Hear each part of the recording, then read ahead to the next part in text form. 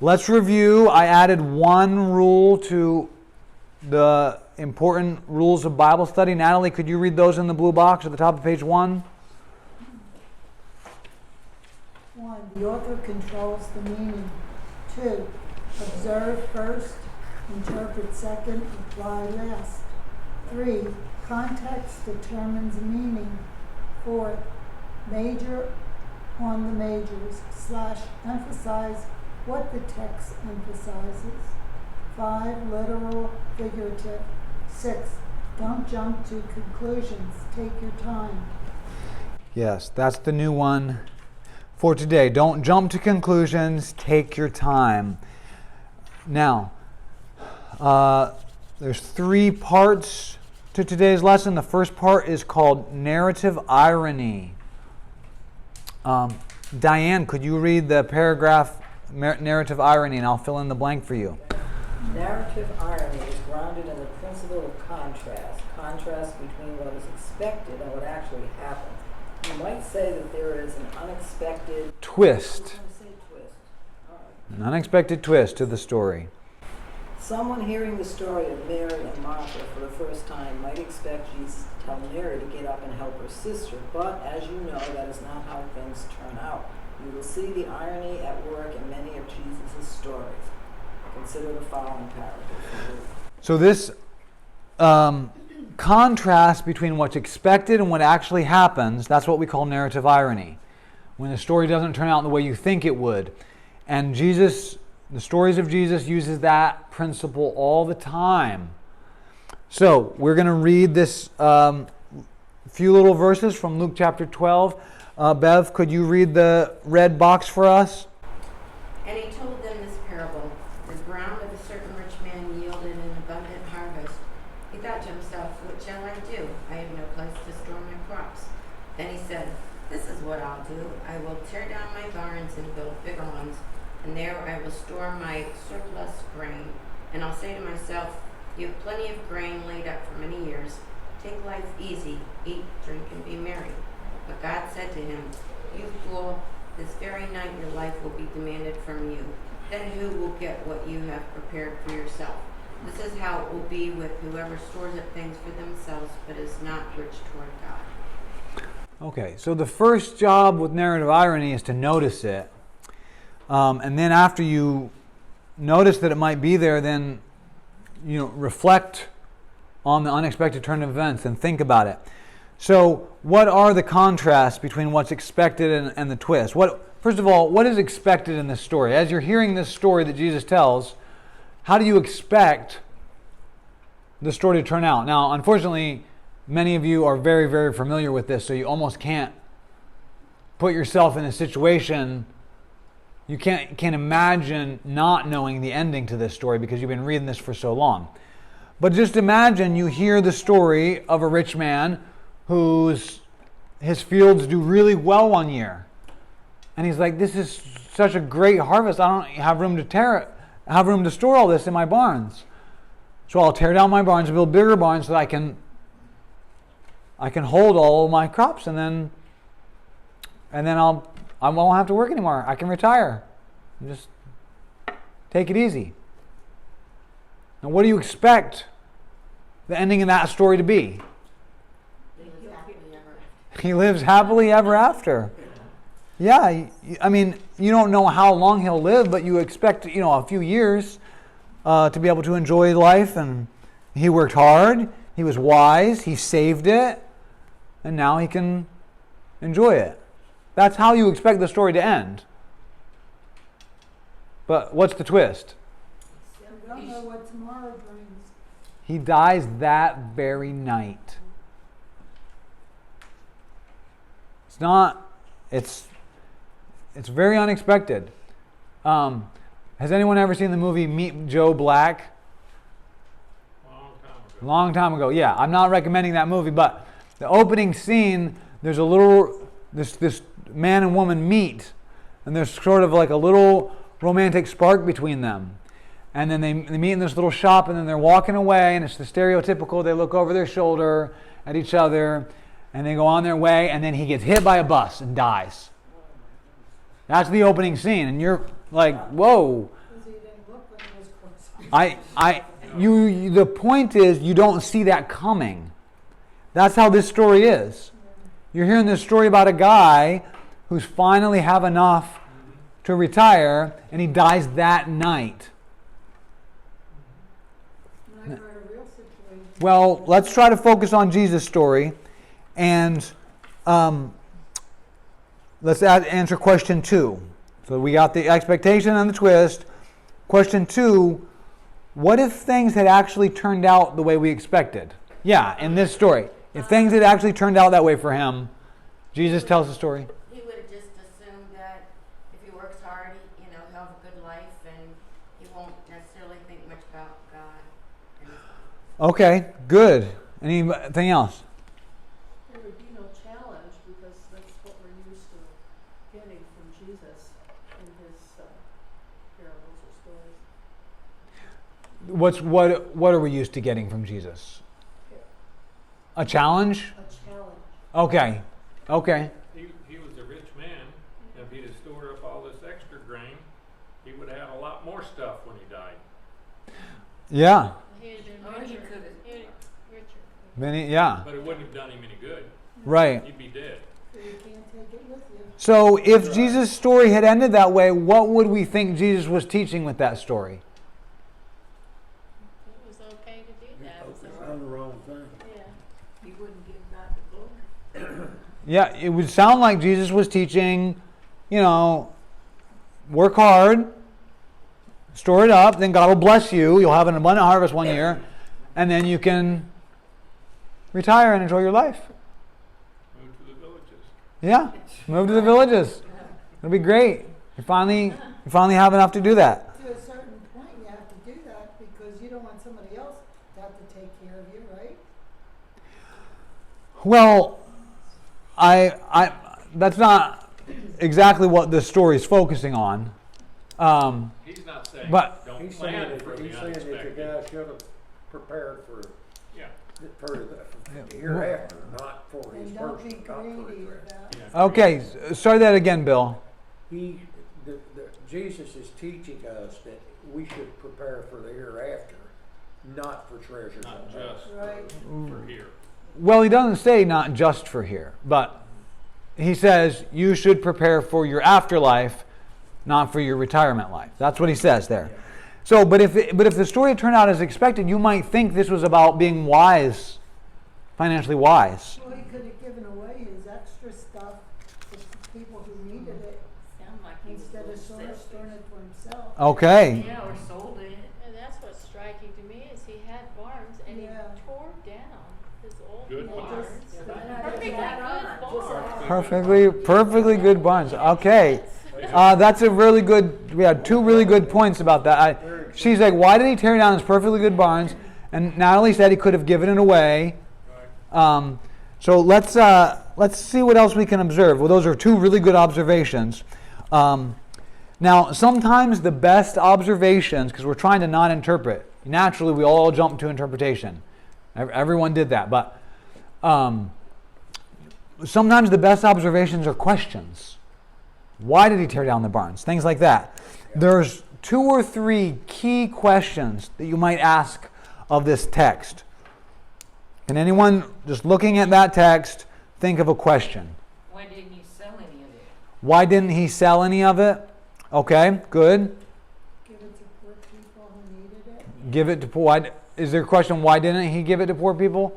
because he was greedy. He wanted it all for himself. Okay, we're trying to ask questions right now. How long will the grain be usable or fresh, It would be fresh permanently. Really? Yeah, in fact, there was a grain of wheat found at Masada, which was 2,000 years old. And when they found it, the archaeologists planted it, Oh, and it germinated and grew. wow. It said that was in, I think, 2008, or it was about 20 years ago. Maybe it was in the 90s, but it was set the record for the oldest germination in history. And then guess what? A few years later, it was topped by another seed somewhere else.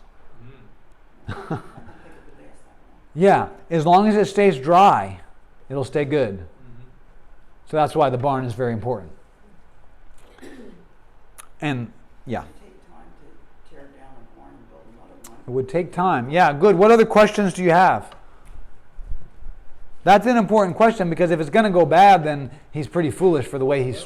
Why wouldn't he build another barn? Why wouldn't he? Why wouldn't he build a new barn if he's got all that ground? Why wouldn't he build a new barn? You mean why wouldn't he tear down and rebuild? Yeah, why wouldn't he tear down, rebuild, being he's got all this ground? Could it just added on? Could have done that, yeah. 2 small barns versus 1 large barn. These are good questions. Yes. Who was he saving it for? Just himself? Who was he saving it for? That's a very good question. Doesn't say. There might be clues to who he's saving it for in the passage. What other questions do you have? Question. We're looking for questions. I think one of the key questions is, what does it mean to be rich toward God? Now, it might seem obvious to you, but I think that's a key question. You have to answer that question in order to understand this. Another question might be, why does God, well, first of all, is this story about wisdom? I think so. Well, why do you think so? Well, because first of all, he wasn't wise. Because, well, I'm just assuming, but it didn't seem like he feared the Lord, knew the Lord. Well, If he did, he didn't fear. look the at verse Lord. 20. Okay, God said to him, "You fool." right. So God calls him a fool. Al? Yeah. He did love the Lord. Okay. Well, another question is, why does God call him a fool? What did he do that was wrong? And the other part of that question is, what should he have done? So, yes. He was a rich man. I think we start there. He was rich, and that by building a barn and putting more grain up, he is being overly. Oh, okay. Trying to be overly abundant instead of. So what should he have done? Let's take some options. I think this is a mistake people make. The first option that seems really logical, if it also has like a good moral lesson to it, we assume that's the right answer. But let's just look at all the possible options of what he should have done. He should have prayed about it first. Okay. Every big decision needs to be prayed on. He should have prayed first. Good. He should have given his grain away. Bill said he should have given it away. He's rich already. All of all of it? Well, a large amount of it. Keep all Okay. just what he needed and Okay. the rest away. Okay. Earlier, Natalie said he should have filled up his barn and then given everything he couldn't fit, give that away. Yeah. Is that, we all agreeing on that? Okay. If that was okay. What are some other possible reasons why God would call him a fool? What Should should, have thanked God that he had the abundant crop that he did, because God controls the weather and everything else. okay. Yeah. God gives the increase. He trusted I himself. don't think he had God on his mind at all. Yeah. Okay. Because He was then who will greedy. get what you have? Then you will get what you have prepared for yourself. Okay. He's acting like he knows how long he's gonna live. Okay. He's gonna live Okay. But what are some other possible options of things that he? had different priorities. His priorities were wrong. Okay, different priorities. That's a little bit vague. I don't know how to spell this. Priority. Yeah, that's it. Okay, so we're looking for other things he should have done. There's more. Let's assume these are wrong. Is there something else it could be? You didn't put God first. Okay, well that would be the priorities thing, perhaps. But let's assume these are wrong. It's super important that before you make your interpretive decision, this is what this passage means. I've discovered the meaning of this passage. Before you do that, think through all the possibilities. If you think the whole key here is he didn't pray, if that's what you think, you won't possibly discover anything else. What else could it be that he should have done? I'll tell you what I'm following with. You today, you go out and buy a bunch of cattle and feed it to them. Okay. What a farmer would do today? Well, is that what you think he should have done? Yeah. Bought cattle? They didn't have big markets back then that paid them money like, you sell grain, as a farmer. So if you had excess grain, buy a bunch He of should have bought cattle. Okay, what else? What are some other possibilities? It says he thought to himself, maybe he should have sought wise counsel if he didn't seek God. Maybe he should have got saved. thought about it instead of just using his own self. Is that how you spell counsel? He should have got saved. He should have got saved. Okay. Yeah. There was a principle of gleaning too in the Old Testament, whereas people, when they had excess harvests, they would let the poor people come in and Okay. share in the excess harvest. Well, there's no hint in here that they're supposed to leave the corners, because you can't quite do that. There's no hint in here that he didn't leave the corners, or that he picked up what he dropped. They're not supposed to pick up what they dropped. That was for the gleaning. Okay, so I thought of some, maybe what he should have done was donated some to the temple. Some kind of tithing, or Yeah. Yeah, but Maybe- if he wasn't a Christian, how would he know about that? well, he was a Jew. Jewish.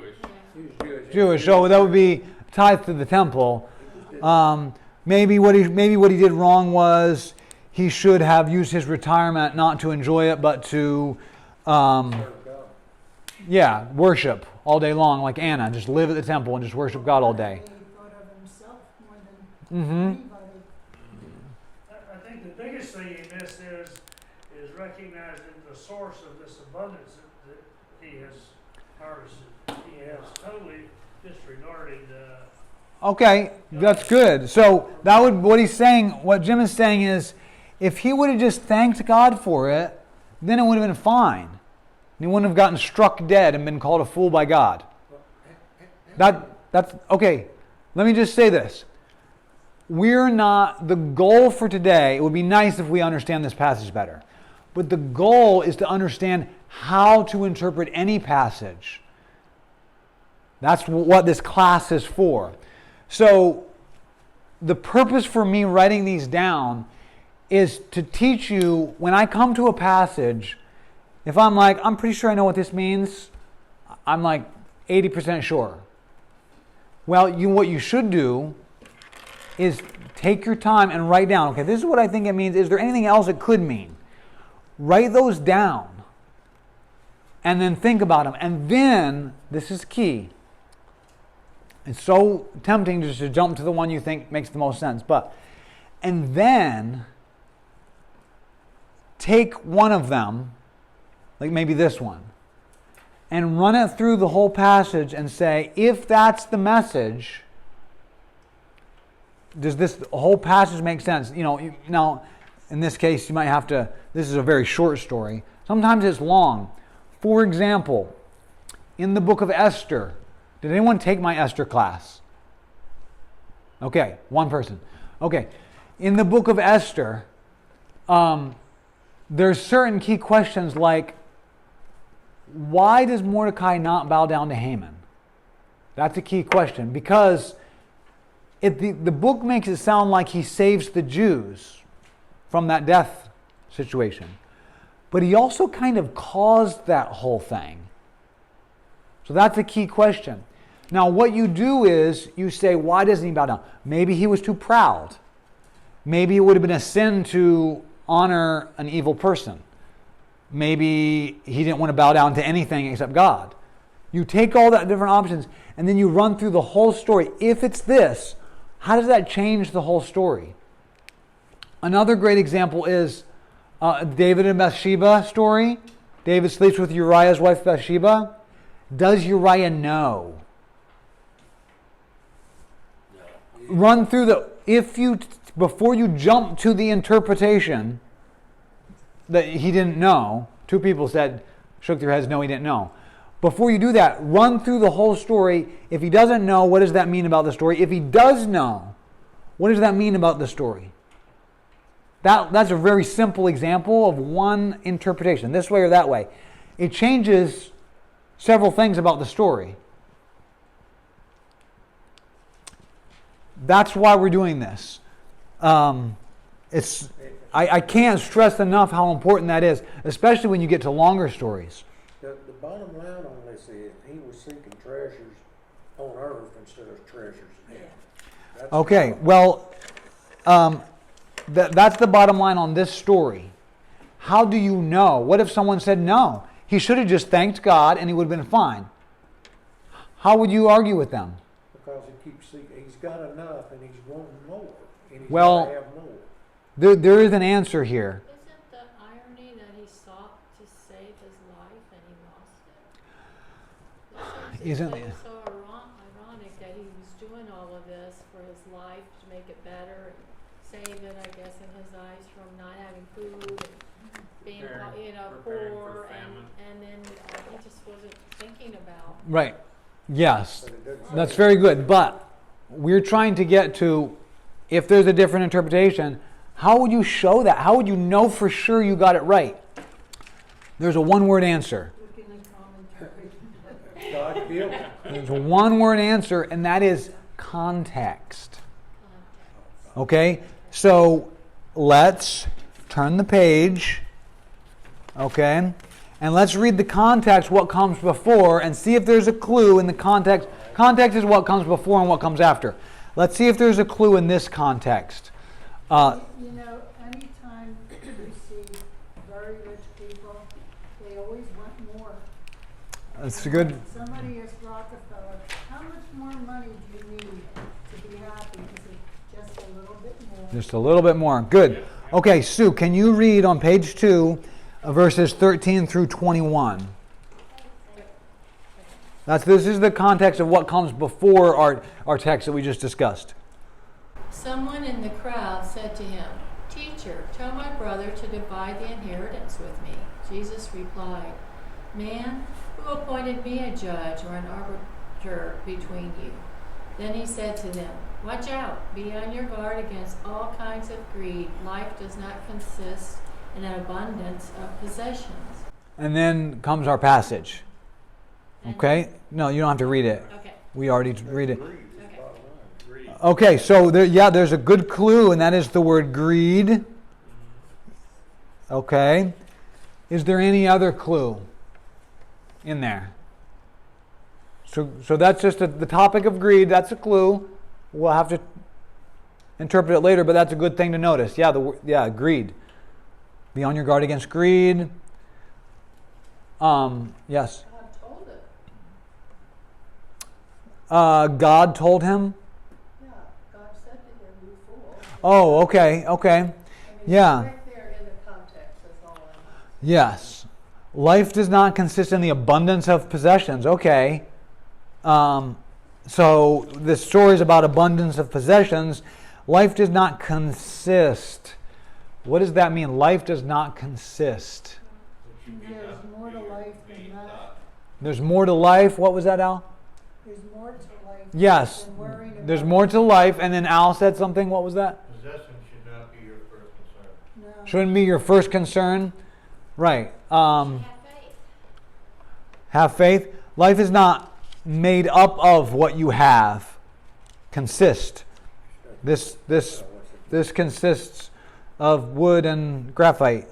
But you know, That's words. Okay, hold on. We're going to read now the context of what comes after. All right. Let's see. Nancy, could you read 22 and on till I stop you? Then Jesus said to his disciples, "Therefore I tell you, do not worry about your life, what you eat, or about your body, what you will wear. For your life is more than food, and the body more than clothes. Keep going. Consider the ravens. They do not sow or reap. They have no storeroom or barn, yet God feeds them. And how much more valuable you are than birds. Who of you, by worrying, can add a single hour to your life? Since you cannot do this very little thing, Why do you worry about the rest? Consider how the wild flowers grow. They do not labor or spin. Yet I tell you, not even Solomon in all his splendor was dressed like one of these. If that is how God clothes the grass of the field, which is here today and tomorrow is thrown into the fire, how much more will he clothe you, O you of little faith? And do not set your heart on what you will eat or drink. Do not worry about it, for the pagan world runs after all these things, and your Father knows that you need them. But seek his kingdom, and these things will be given to you as well. Do not be afraid, little flock, for your Father has been pleased to give you the kingdom. Sell your possessions and give to the poor. Provide purses for yourselves that will not wear out, a treasure in heaven that will never fail, where no thief comes near and no moth destroys. For where your treasure is, there your heart will be also. Okay. Now, if we had time, we should do all kinds of observations on these. And that would bear much fruit of understanding. But even without that, I think we can, it's pretty clear what Jesus means by rich towards God. So that was one of our questions as we were reading through. What exactly does he mean by rich towards God? Can you answer that question now based on the context? Your faith and your total trust in him. Good. What else? What is your priority, God or your own ability surrounding? Okay. Good. And now the question, what should he have done? According to Jesus, when Jesus tells this story, what should he have done? Because some of these are right and some of these are wrong. Well, one of them's right. Give to the poor. Yeah. This is the one. Now, we talked about, one person said, okay, so he had this barn, however barns are shaped, I don't know. And he filled it up, and then he didn't have any more room, and so he tore it down and built a bigger barn. And some people thought, well, maybe he should have just built a second barn. I don't know. And so maybe we wonder, well, maybe a big barn's a status symbol. Maybe 2 small barns would have been more modest. But that's not the point. The point is he should have given to the poor. That's Jesus' point. And that's still back to priorities, though. Yeah, it is much about priorities. Now, if this is the case, then how much? Should he have just filled up his barn and given the excess to the poor? Should have given it all? Should have given it all. Well, how are we arriving at that? What he says here. What does he say? Afterwards, he said, if all these things happen, God takes care of all these things, flowers and birds, everything else. You think he won't take care of you? Al? Well, if you tithe and you get extra money and stuff, you're supposed to give out of that too. But it's not, doesn't specifically say everything. No. Right, yes. So let's just look at this real quick. Don't set your heart on what, this is verse 29. Don't set your heart on what you will eat or drink, or do not worry about it, for the pagan world runs after these things. Your Father knows you need them. Seek his kingdom. Now, we're used to the Matthew version where it says seek first his kingdom. But this just says seek his kingdom, and these things will be given to you as well. Do not be afraid, little flock. Your Father has been pleased to give you his kingdom. See, a lot of times when we read that verse, we're like, don't be afraid, little flock. He's going to take care of you. He's going to give you the food you need. But what it says is, do not be afraid, little flock. This is verse 32. Do not be afraid, little flock. He's been pleased to give you the kingdom. What kingdom is that? Yeah, yes, his kingdom. Verse 33, sell your possessions and give to the poor. Well, think about the people he's talking to. What possessions do they have? They have a plow. They have... Oxen to pull the plow? They're not wealthy people. Now, some of them may have had, I don't know, spices or I don't know. But the point is, that's not the kind of wisdom advice, financial wisdom advice we think of, is it? Yeah. We think of, save, Prepare for the future. prepare. But Jesus is saying, don't prepare. I mean, it's almost like,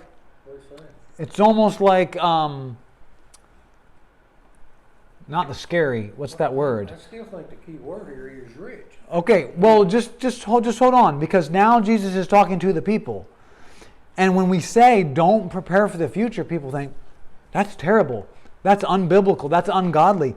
But Jesus had just got done saying the ravens don't sow or reap, they don't have a storehouse, they don't have a barn. God takes care of them. It sounds an awful lot like Jesus is saying, don't prepare for the future on earth. The future you should prepare for is in heaven. That's what he says. Give to the poor. Provide purses for yourself that will not wear out. Treasures in heaven that will never fail, where nobody can steal it. If you save up for this life, it can get stolen, it can rot, it can rust, it can... Look at 1929. What happened? Yeah. So we always want to say, well, I mean, you should still prepare for the future. Al. Well, all of his examples, the ravens, all that stuff, everything that he talked about, the ravens labor. They go and look for the food. They don't sit there and wait for it to come.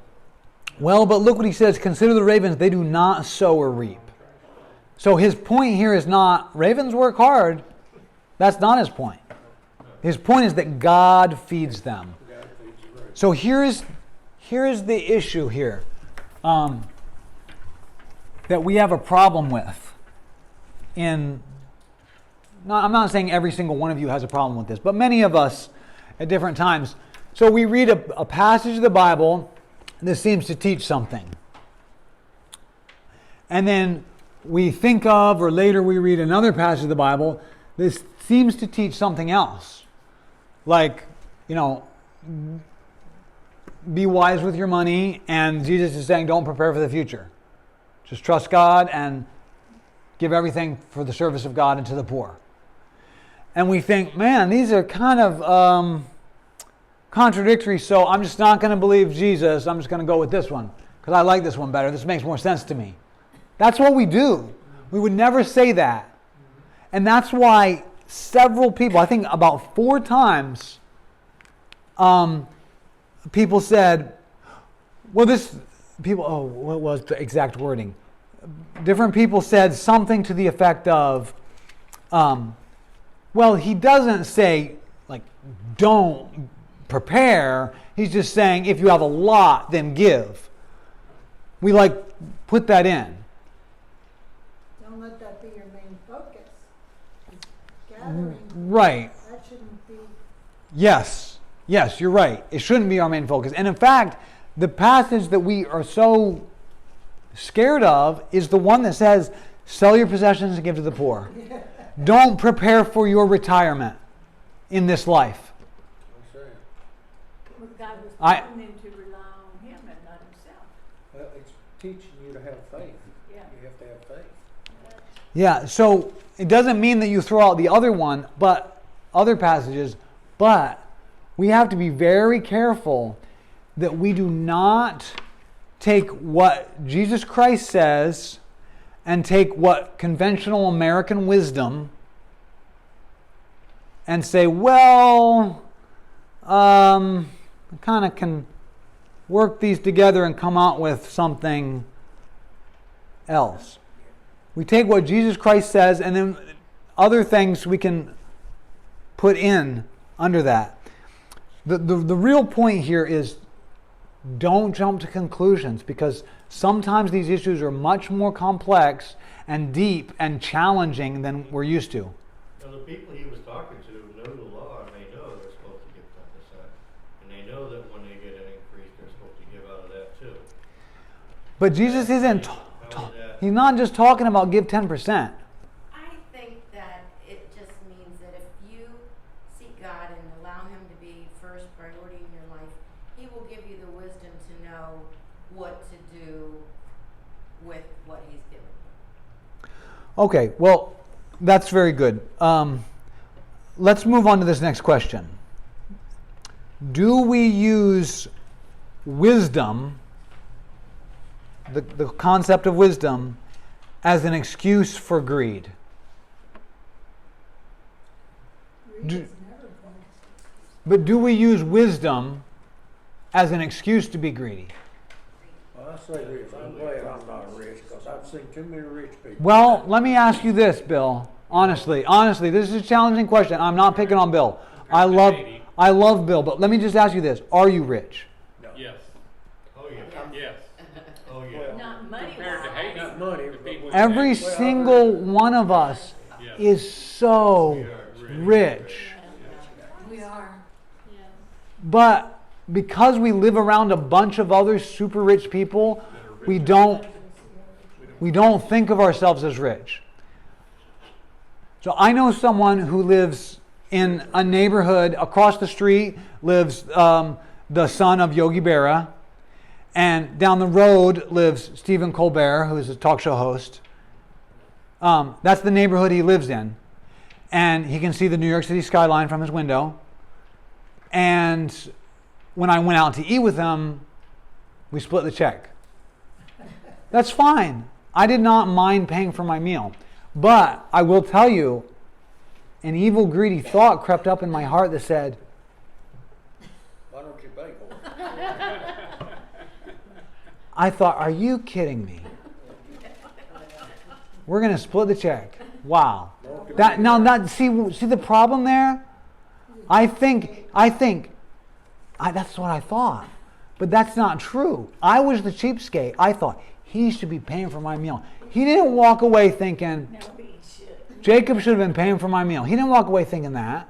Well, because he had a lot of money. No, he was Why fair. would- But why my would we expect you? but this is my point. I was greedy, Yes, and I wanted him to pay for my meal because I knew he could easily afford it. yes, I get your point. Yeah. Am I starving? Am I worried about losing my house? No, you got enough. I have plenty. Right. But you know what? The more you give, the more you feel happy. The more you give, the more you feel happiness. That's good. Let me ask you another. So we've established that we're all rich here. Let me ask you this: Is there something evil about living in luxury while other human beings are starving to death? Literally. Yes, it is. Yes. Do we live in luxury? Yes. I have Spiritually. I'd say a hot shower anytime I want it. air conditioning. Compared I have air. If the air conditioner goes down for a day, I'm like, this is terrible. If you've been in the service, you know you're rich in this country. If you've been overseas. If you've been overseas, yeah, it's it's shocking how used to luxury we get. Yes, I agree. Well, wait 3 more years, you won't be. Well, maybe that would be a blessing. Yeah. Good for you. Maybe a real economic depression is exactly what we need. I don't know. Yeah. I thought it was interesting in the verses that in verse 27 he mentions Solomon. You know that He's the richest man in history. I mean, he must have been the richest man alive at that time. And he's saying these little flowers are going to get burned tomorrow. They're dressed better than Solomon. Yeah. Okay. That was very good, but we're behind. So let's turn the page to page 3, and let's see if we can use this Old Testament narrative comparison and contrast. Okay. All right. Let's compare Saul with David, specifically in the chapters I assigned. There's other things that could be drawn out, and that's okay, but mainly the introduction of Saul in chapter 9 and the introduction of David in 16 and 17. What did you get? We'll go. Jews. They're both Jews. Very good. Right. I like it that it's an observation and not an interpretation. Okay. What else? Saul was tall and David was short. Okay. Shorter. I'm Shorter. saying he was very tall. Wow. Saul was- Yeah. David He was wasn't head and much. shoulders. Tallest. One was a Benjaminite, and the other was a Bethlehem. Which would be in the tribe of Judah. Okay. Right. Benjamin and Bethlehem. Very good. Side note, the Apostle Paul, whose name was Saul, was the tribe of Benjamin, obviously named after his most famous member of his tribe. Okay. Saul came from a wealthy family. David was not. Saul came from a wealthy family. He did? How do you know that? Can you read us the verse? They were a wealthy. That's true. Yeah. That's true, yes. Go ahead and read the verse for us. There was a wealthy, influential man named Kish. Okay. Okay. Good. Yes. He's from a wealthy family. David was a shepherd. He wasn't rich. Well, was he a shepherd for a living? I mean, were those his sheep? No, Father's sheep. Okay. And his father had what, 7 sons? Yeah. Okay. Eight sons. God was involved. 8? Was it 8? Yeah. God was involved in Saul and David's life and how they came to be king. Okay. Good. Anointed by Samuel, so basically anointed by God. Just for the purposes of the day, I think we can say that. I don't know if this means anything, but Saul sought the prophet, and the prophet sought David. Went after, seeking. Oh, okay, okay. And Saul went seeking. I don't know if that means anything. Well, but anyway, that's interesting. What was he seeking the prophet for? to help him find the donkeys. To help him find the donkeys. Yeah. Okay. Lost. For his dad. Basically. Oh, okay. Oh, we do that. Lost donkeys. Lost his dad's Donkeys, donkeys. Okay. What about David? Is there any contrast? yeah. He was taking He donkeys. was taking care of the sheep. Okay, so he would keep the sheep. He was a sheep keeper. Keep sheep. Whose sheep? We said this before. Yeah. His dad's. Okay. Now, let's not jump to any conclusions, but that's interesting, isn't it? That their introduction stories are about their dad's donkeys and their dad's sheep. He's very dependent on God. Because he had faith when he went to face Goliath. He was dependent on God. Okay, good. He had faith. He had faith. We're doing this all out of order, but that's okay. He had faith when he fought Goliath. Okay. What else? Saul was a man and David was just a young boy. Okay, very good. Tallest. Yeah. Where can we put this? These are some standard things. Man. Boy, that's a key difference, isn't it? Yeah, he was a boy. That comes into play in the story. What else? He was very brave. David was. Okay, good. Is there a contrast to that? Yes. What's the contrast to bravery? Coward. Fear. What makes you say Saul was a coward?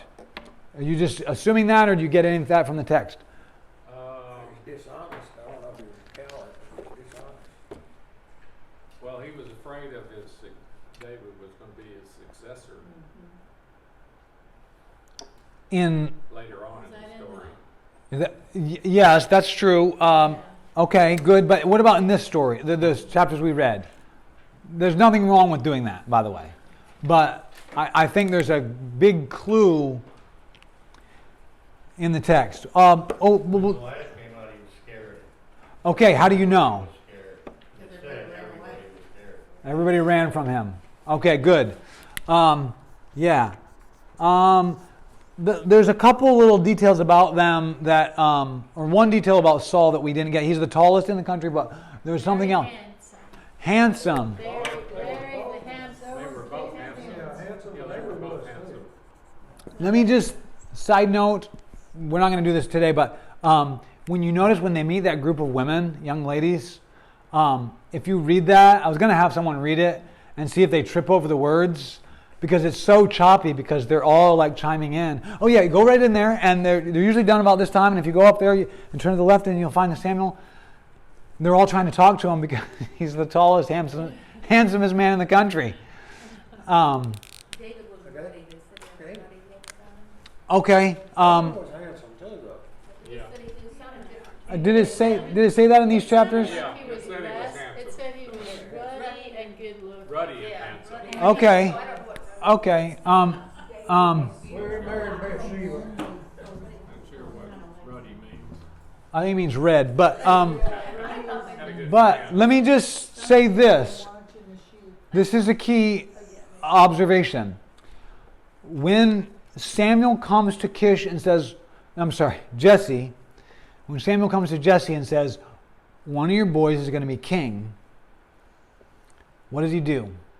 He calls them all out. He calls them all out, Except David. all except David. He takes his first 7 sons, I think, and doesn't even bring David forward. Why? Because David was a boy. Because he was too young? Is there any other possibility? Yeah, He wasn't I as, thought it said he was the least. in appearance, king-worthy looking. Okay. Did his father know that he killed a lion and a bear? Does his father know that he killed? Well, this is very good. A lion and a bear. David, to me, is the greatest thing in the Bible because of his sin. I know that my sins are forgiven. I love to read the story of David and Yes. Bathsheba. Yes. I can't wrap my mind around. Well, let's. David Well, was the youngest Okay. and wanted to keep David at home because David took care of his dad. And according to when he went to be the armor bearer for the king, it said occasionally he went back to his dad To take care of the for sheep. and to take care of his dad. and to take care of his dad is And it this. said something about his dad. It indicated. I Okay, I don't remember that. That'd be one of the lowest types of employment. Yeah, taking care of sheep. Yeah, so the youngest son, he's off there, right? His brother even mocks him for it. Eliab's like, "Where have you left those few sheep you take care of? Get out of here." Now, oh boy, there's so much. I wish we could do this, but okay. Saul wants to give up on the search for his dad's lost donkeys. Is there a contrast? Saul's like, let's just give up. Is there a contrast with David? He wouldn't give up about fighting Goliath. Right. Well, let's talk about the sheep. So we got the donkeys and the sheep. But you're on the right track. With his bare hands, basically, he went after the lion and the bear to get the lamb out of them. Yeah. Now, if I was watching sheep and a lion came and got one, I'd be like, well, Dad, I'm taking care of these, but I'm sorry, we took a loss today. That would be wisdom, right? I'm not going to risk my own life just for one sheep. We have like 10 others or however many. I got a big He fights it. So Saul wants to give up on his lost donkeys. David is fighting lions, one lion, to keep his dad's sheep. Now, David had a heart like God. David, yeah, a man after God's own heart. Now, who thinks of, hey, let's not give up. Let's go ask the man of God, His servant. his servant. And Saul's like, oh, good idea. So the servant's like, well, let's not give up quite yet. Let's ask the man of God. So he's on this journey to take care of his dad's animals, and he wants to give up. And then his servant's like, maybe God can help us. Now David, taking care of his father's animals, is fighting a lion because of God's strength, because of his faith in God. So David's completely reliant on God. Saul doesn't even think of relying on God. God took away Saul's Holy Spirit and he gave it to David when he anointed him. Right. Yes, that's very good. That's very important. Took away God's Holy Spirit from Saul, and it came to David. Okay. There's one other thing that's important before we get to the real meat of this. Is it possible that the author is using Eliab, because there's a comparison between David and his brother Eliab, his oldest brother. There's a comparison. And it's a short little comparison. It only comes to play in the story where Samuel goes and then later when they meet at the battlefield. Two little, couple verses. Is it possible that the author is using Eliab versus David as a sort of, what's in literature it's called a foil, but as sort of an example of, or a contrast or something to this big contrast between, so the contrast between David and Eliab is like a miniature picture of the contrast between David and Saul. Is that possible? Yes. And if so, what would the point be? Those two would look down at David. Yeah, well, He's not big and he's not. He must have been jealous of David a little bit. well, what does Samuel say when he sees Eliab? Surely this is the one. This is the one. This guy really looks like a king. And we already know what kind of man God likes to be king. Eliab looks a lot like that. So we've already got that. So that's the support for this. And then what does God say?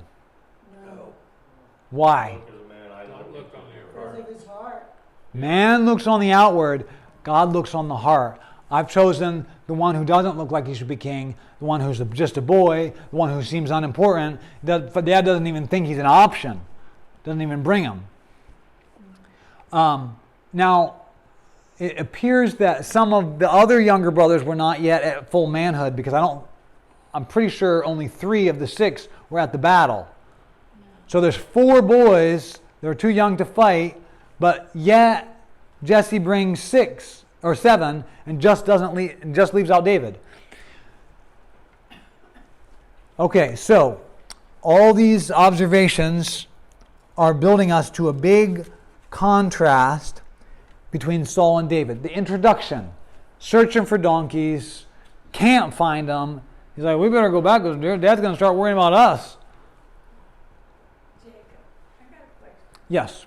In here when David was supposed to take the basket to his brother, and one of his brothers told him, says, where's the sheep that you're supposed to be taking care of? I know about your pride and deceit. What is I know about your pride and deceit. Yeah. What's the next verse say? you just want to see the battle? Yeah. I know about your pride and deceit. You're leaving your little tiny responsibility to come. You just want to see the battle, but you're acting like you care about this. Yeah, but his father sent him. Yeah. I know, but Eliab may or may not know that. Plain food did, Was it Yeah. false pride or something? Of Eliab or David? Of David. No, I don't think it's false pride of David. I think the problem is with Eliab there.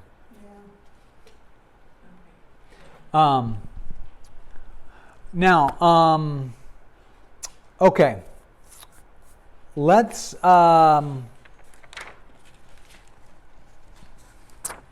boy. Okay, we don't have time to do this right. Let's stay on the same page. Let me just say this. Stay on page 3. We really should make a lot more and really piece it together, but because we're running low on time, I'm just going to give you the main picture here. In the introduction, Saul looks pretty bumbling. He's wandering around from town to town. It describes it. And he can't go there, and he gives up. And he's listening to his servant. And he's like, well, if we're, oh, yeah, the man of God. Okay, that's a good idea. Oh, shoot, I don't have any money. Do you have any money? And the servant's like, well, I have like this tiny, I mean, it's like, it weighs about as much as a paperclip. It's a tiny little coin. I've got this. We can give this to him. And maybe he'll tell us where it is. And then they get directions from some girls. And then they go in, and then Samuel comes to meet him. Saul doesn't recognize the man of God, and he's like, oh, we're looking for the man of God. And Samuel's like, oh, that's me. And then David's introduction.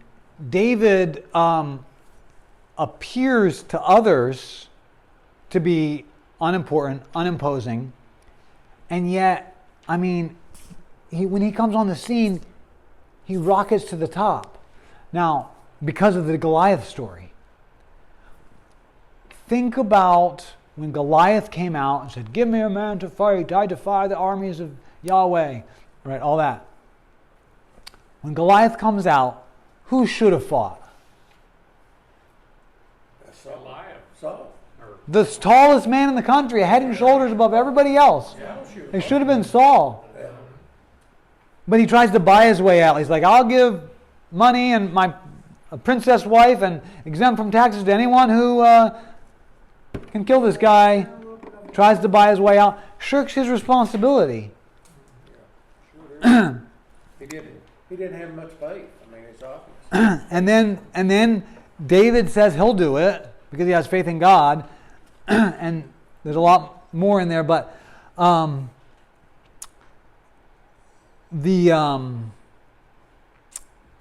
fact that Saul is willing to let a young boy go fight when he should shows his fear and his shirking of responsibility. And in that story, there's a big reversal there because the one who should have gone to fight is the one who doesn't go to fight.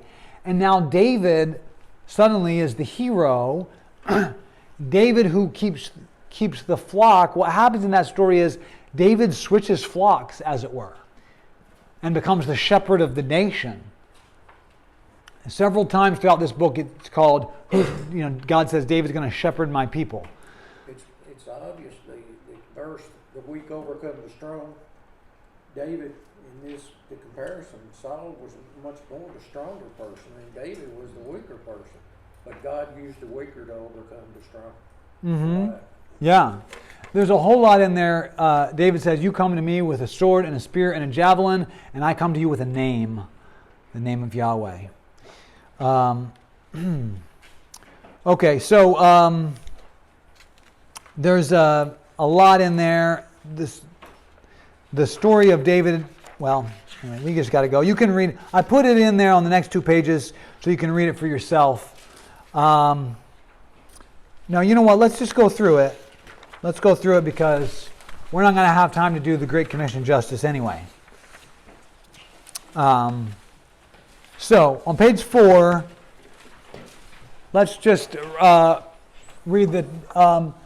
Diane, could you just start reading this? I may stop you from time to time. Saul is introduced in 1 Samuel 9:1-2, where the narrator tells us that Saul was as handsome a young man as could be found anywhere in Israel. He was a head taller than anyone else. In contrast, David introduced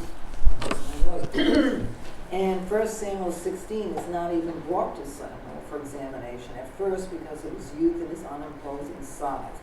What does God think about this difference in stature? Does his stature contrast surface again? Okay. Does it? Yes. Okay, keep going. Samuel sees Eliab, David's older brother, and thinks to himself that this impressive man must be the one that God has chosen to be king. God, however, corrects the thinking of Samuel by saying, do not consider his appearance or his height. The Lord does not look at the things people look at. People look at the outward appearance, but the Lord looks at the heart. Okay, now just skip down to the yellow because we already talked about that. The contrast in size between David and Saul's surfaces again in 1 Samuel 17, the Goliath episode. In 17:8-9, the giant Goliath challenges the Israelites to send forth their champion to fight him. Who is the champion of Israel? Who would the logical candidate be? Who is taller by a head than everyone else? Saul, of course. Saul's the biggest Israelite, and he is the king. He is the obvious choice. However, the towering king shirks his responsibility and tries to buy his way out. David, the diminutive youth, is different. He accepts the task of fighting Goliath, even though he has no responsibility to do so. Indeed, he is not even part of the army. Big, tall Saul hides in his tent while a small young David defeats the giant who threatens Israel. These contrasts are fairly obvious, and I'll look at a few more that are subtle. Okay. Before we go on, does anyone have any thoughts or questions about that? Okay. All right. Diane, you're doing great. Keep on reading. When Saul is introduced in 1 Samuel 9, he is searching for his father's lost donkeys. The narrator does not tell us who lost the donkeys, but since Saul is out looking for them, there is the possibility that he has lost them. The text stresses this event, providing numerous details that describe the journey Saul and his servant make looking for these lost donkeys. How heroic is this introduction? How valiant does Saul appear to be? He cannot find his father's donkeys, and he suggests to his servant that they give up and return home. Saul's servant, however, persuades Saul to travel to the next town and ask Samuel, the man of God, about the donkeys. Saul follows the advice of his servant, but when he encounters Samuel by chance in the town, he does not even recognize him as the man of God. All of this is a bit humorous. Hold on. Just pause a second. I just want to say that in this whole topic of looking for clues and thinking through it all, one danger is that you'll push things too far. And the fact that he doesn't recognize the prophet as the man of God, it might mean something, but it might not. Remember, in the ancient world, there were no photographs, no television. So if you knew what everyone knows what the president looks like now. But if you knew what the king looked like, you probably at best knew what he looked like from far away. So Samuel, even though he was famous, he'd been the prophet for years. It's not a guarantee that Saul should have known what he looked like. So that's just something to think about. Maybe that means something. You got to be careful not to push things too far. Well, what is in the Bible that says seer? I thought we weren't supposed to believe in seers.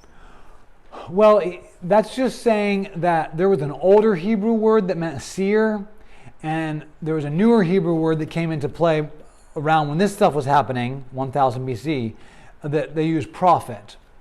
Because, so if this is God, and this is the people, in the middle is a prophet, and the prophet has two jobs: to see God or to get a message from God, and then to relay it to the people. The word seer relates to this part, and the word prophet relates to this part, relaying the message to the people. So it's two different words for the same office. Okay. Okay.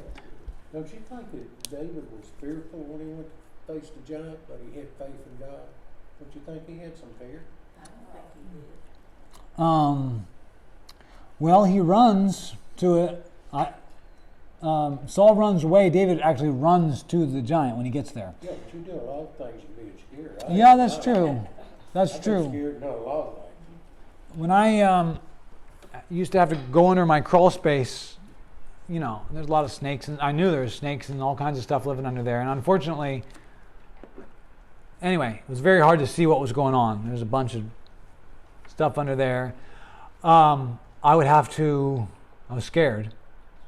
I'd have to psych myself up to go under there. I was I'd make myself really angry. I'd think, if I see a snake in my house, I'm going to grab it and kill it. And then I'd crawl under there in the dirt. Isn't that what makes you brave, if you have some fear and do it Oh, yeah. anyway? Yeah, Isn't that that's what what I bravery I is? can't If believe you're not it. afraid, then where's the bravery? Yeah, right. I can't believe David saw Goliath.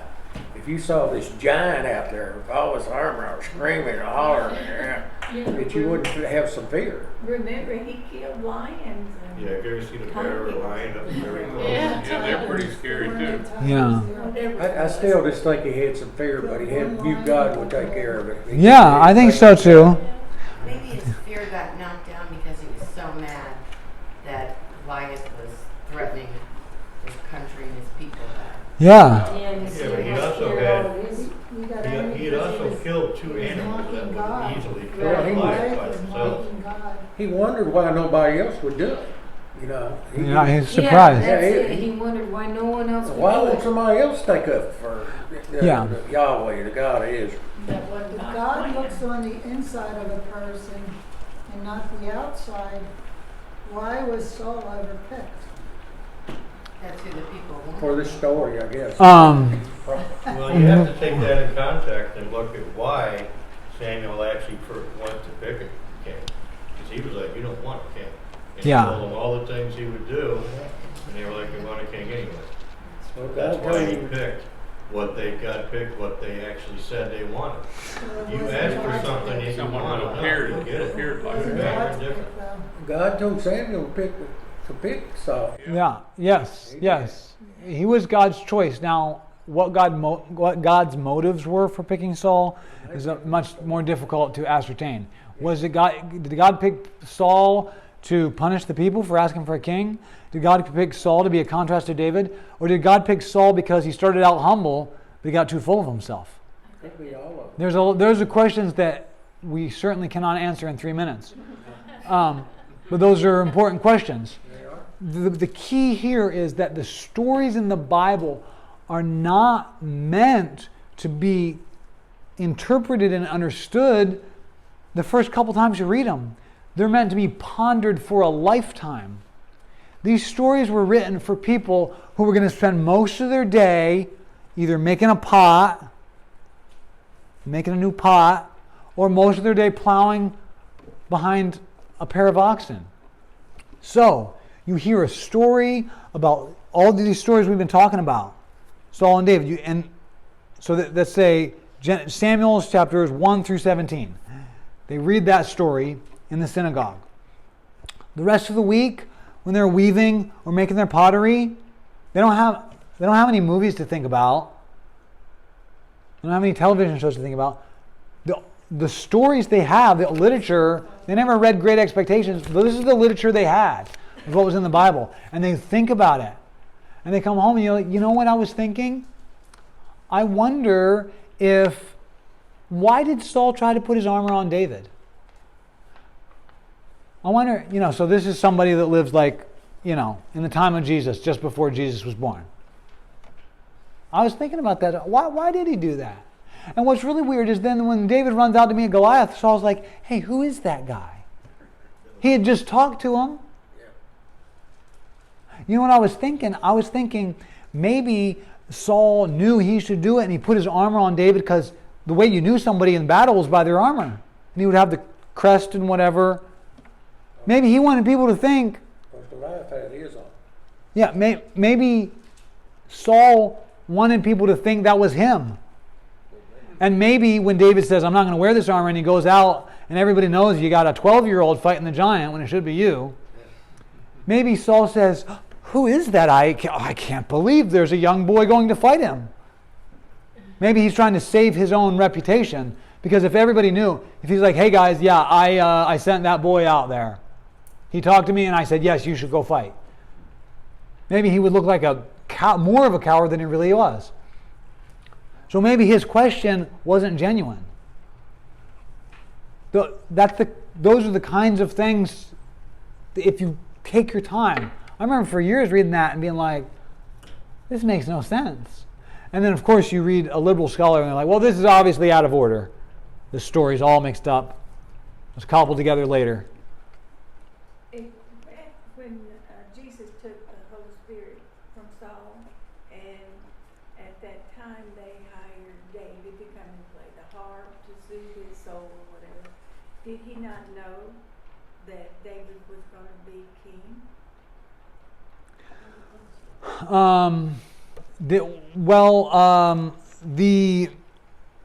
The anointing of David, I think, was not a public knowledge. Yeah, I know, yeah. That's That was private. done in secret. Yeah. And then, of course, you wonder that, like, what's going on with Saul? Like, is he going insane? Sounds like it. So the big takeaway from today's lesson is take your time, explore the possibilities, think about it, ponder it. When I said, is it possible Uriah knew that David had slept with his wife? Like, everyone was like, no, he didn't know. I've read that story before, he doesn't know. Well, because of his behavior is the reason why. Well, you read his behavior again. In fact, this is not your homework, but go home and read what he says to David, and you will be shocked. If you read it, just read it, say, I'm going to just read the story assuming he knows. And then of course you got to think, how could he know if he knows? I'm not saying that's definitely the interpretation, but I'm saying things will jump out at you if you read it in mind that he knew. My big question is, why didn't he go home and sleep? You're I right. think he wanted to keep an eye on David. I mean, why didn't he go Well, home? that's what he's telling you to read. That's what I'm saying. Read You it. gotta read it. Read it in light of that he knew. I'm not saying that's definitely true, but if you do read it, there will be things that you will be like, oh, I never thought of it that way. I just can't understand how David would do that. Could it? You can't understand how David would do that. Okay, Can't understand. well, we're out of time, but I just want to take that question. I can't understand how David would do that. Okay. The beautiful thing, not beautiful, the terrible thing and important thing about that story is that it comes out of nowhere. You're reading along in the David story, and then all of a sudden, bam, he doesn't go to war, he sleeps with this woman, he murders this man, and then the rest of the story is a downward spiral. And it's just like, where did this come from? Now, the takeaway, I'm moving into interpretation, and I'm moving into application. The takeaway is, it doesn't matter how godly you think you are ready to fall Absolutely. at every moment. Absolutely. Tempted And yes, I think I know what Al was going to say. Yes, it doesn't always start with a huge thing. It starts with a small thing, right? I mean, it starts with not going to war. It starts with just this look, right? He just looks. And it starts with the decision right there. Am I going to keep looking or am I going to look away? lust is over. That's what it starts with, yes. But that's, I think, Natalie, what happens to people like you and me that have been Christians for a long, long time, I think we overestimate our own goodness. It wasn't for a long, long time. I was 46 when I got saved. Right, so how long have you been a Christian? 40 years. 40 years, so longer than me. I'm just saying, like, we've both been a Christian. You know, you read about David, and he was older, and then All of a sudden he falls. Everyone's capable of using it. Being a man, you can understand. Well, but the important thing is, Them being a man. the important thing is They that were supposed to be above all men. But He was I still don't a man. know. Still a He was man. still a Still man. got the same Still a man. desires a man has, we're. and got the same You urges should a have man walked has. away. You should have. Yeah, oh yeah, we all agree there. The most beautiful woman in the world is naked next door. And then And you she tell was him- pregnant besides. Okay, well before we get too far, we're over time. I wish we could talk about it more because it's so rich. But if you take this away, that I'm gonna ponder this. I'm not gonna just assume. And the moral of the story is, make sure you keep busy because idle hands are the devil's. That's right. That's not the moral of the story. There's way more there. Let's just talk about the homework. Read those verses in Ephesians and these other verses in Ephesians, and And where in the Bible is the story about Bathsheba and David? 2 Samuel 11. 2 Samuel 11. You gotta write that It down. just tells how important it is to ride with the Holy Spirit. If you're not talking to the Holy Spirit as you go and say, Holy Spirit, help me in this situation, get me out of this situation. Don't let me go there. I mean, Yeah. by the grace of God, there goes me. Lead me not into temptation, because if you lead me into temptation, I'm probably going to fall to it. That's